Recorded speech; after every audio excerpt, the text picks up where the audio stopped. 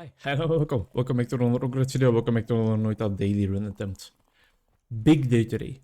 Big day because we're starting off with energy sphere and the acid potion. I'm not making the mistake again. I'm just gonna chop it out because we need water. Big day in everything other than YouTube. Well, not everything other than YouTube, but in another domain than my YouTube journey, and it is my physical journey, my running journey. Today is the day that we're gonna be running the 10 kilometers in the Leuven night run.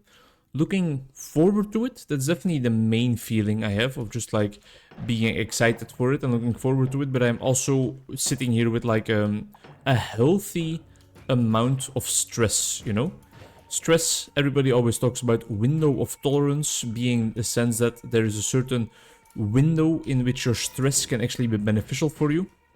And everybody has this. Everybody has a certain capacity of dealing with stress where the stress is actually helping them out more than it is disturbing them, because you need a certain amount of stress, a certain amount of arousal in order to just complete tasks, you know. Can't drink ambrosia, I always forget. You have to throw it on the ground and stand in it. If you are completely devoid of stress, you feel no stress at all, your body is just not gonna move. Your body is just not gonna function. You need stress. You need stress to function.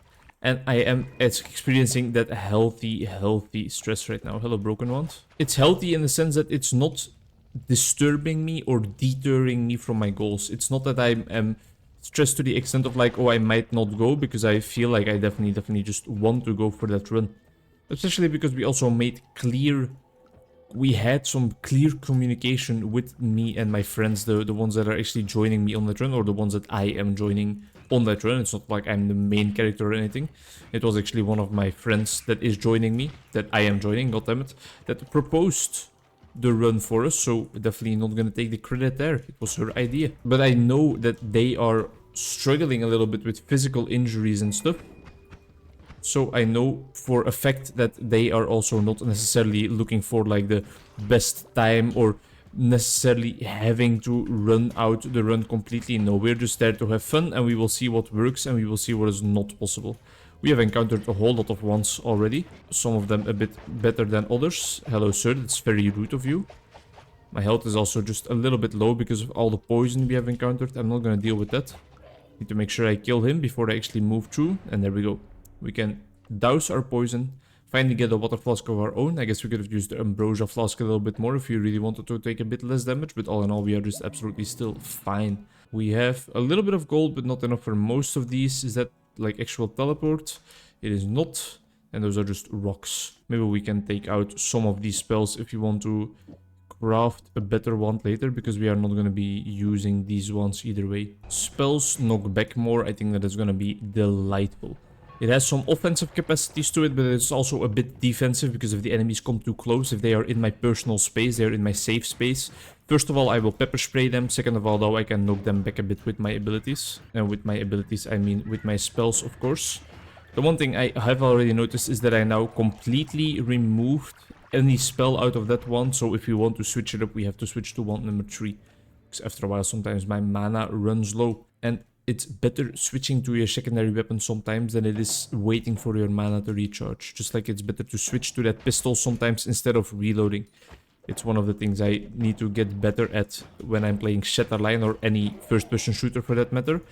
Because I'm just so used to firing only with my primary weapon that I sometimes disregard the other ones a little bit too much. We're not playing a first-person shooter though, we're playing Noita.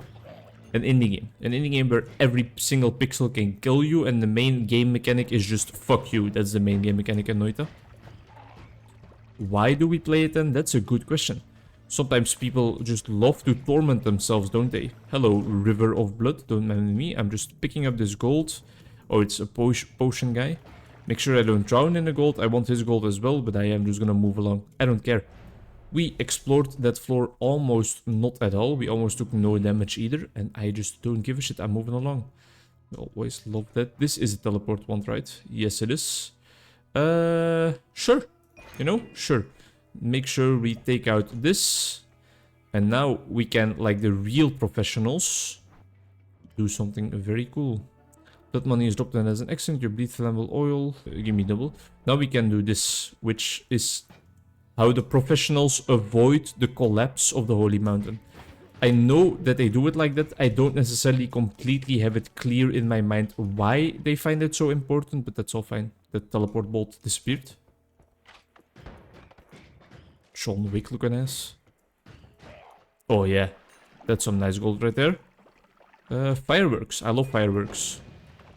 I should have checked that wand description a little bit better, it seems like. There's a turret here which I don't want to deal with. I'm just gonna move along. I am definitely just gonna move along because I am almost dead. And these reds are not gonna be in the end of me at all. Copium. Give me whatever is in here. Teleport me out of here. I'm gonna have to move along a little bit quicker if I want to survive. Hello. How are you people doing? Me, I'm doing fine. I don't even know what that enemy is. Goodbye. Yeah, that enemy scared me to the extent of my brain just completely shutting down and me being absolutely unable to think clearly. I'm reading a very disturbing book at the moment. It's still like in the early stages, so I still don't have any clue how the book is gonna progress, but the main gist of what has happened already is a woman is talking about her experiences meeting a man, and I know that's pretty disturbing already, but wait, it gets worse. Meeting a man, having a child with him, a happy little family. Only weird thing is he really is not able to cope well with the baby's screaming. It really gets on his gears and he just doesn't deal with it that well, as I literally just said. And one day she comes back she's at the store. And her husband calls her like, hey, you should come home, the baby is doing weird, is acting weird. And she's in panic, of course. She arrives home, she sees that the door to the garage is open, which is not normal at all. And she realizes, okay, he's probably going over to our neighbor's house because we have neighbors that we talk a lot with and we are good friends with. Maybe he will have asked them for help. Arrives at her home, arrives at the home of the neighbors. Baby's face is like blue, gray. It's not looking good. Neighbors like, yeah, we don't know what's going on either. I already called the doctor, the general practitioner. Already called him, he's on his way, or he should be on his way at least. And the woman that is telling the story is like, so I took my baby outside, started patting him on the back a little bit, started telling him it will be fine, getting him some fresh air, everything fine, everything okay, or well, not fine, not okay. But she starts asking questions to her husband like, yo, what the fuck happened? And after a whole while of getting it out of him through justicial procedures, like really having to go to court and stuff, it appears that the baby has the shaken baby syndrome. So they presume that, that's at least at the point I am in the book right now, the husband got so sick and tired of the baby's crying and he was so unable to cope with it, which is pussy shit in my opinion, but then again, so unable to cope with it that he didn't find anything better than to just strangle the baby. Not strangle, no, that's not the right word. Shake the baby around, which caused internal bleedings in the brain of the baby and also like... Alright, I'm just gonna let them kill themselves for a second. Internal bleedings in the brains of the baby and also like problems with his eyes. And it's so messed up to think that you as a father can do something like that to your own child just because you can't deal with the baby that is crying. That is kind of a clear-cut indication, if you ask me, that you were actually not ready to be a father at all in the first place. Hindsight is of course 2020, that woman probably couldn't have known, but as I told you, I'm still waiting for the rest of the book to tell me like how it turns out, how she feels about it herself, how she actually deals with the life without a father now. And it's very interesting. It was actually written by a person in my hometown, so that makes it even more interesting. I wonder if it's like her true life story or something like that, but I'm not sure. I'm not sure at all. What do we have here? I always love some reduced recharge time. And this could be good. Bubble spark with trigger. Something like this. Nah, it's not great. I'm gonna buy this as well for in the future when we find a better wand. The tentacles, the extra life. Fungal disease. I love the tentacles because they look so disturbing and they make you levitate a bit easier. I know that it's not the best upgrade in the slightest, but I adore it. And I blew myself up. Oh, he can fit through there, but I can't. That's fat shaming. This guy has a teleport wand that he picked up. And he killed himself with it. 2 wands next to each other, that's interesting. An explosive wand and a teleport wand. A teleport wand 2 runs in a row. That's cool. Yeah, I'm wondering how the book will turn out. Like, will the woman just let the father be? Or will she actually make sure that justice has been done? Because at the moment she has been very, very, very much not happy with the system. With all the courtroom shit and stuff she has had to go through. Because she felt like, and from what she tells in her story, I can definitely understand that she feels like that. As soon as we get the teleport wand, everything just goes to shit. She felt like her husband had like more rights in this process than she as a victim.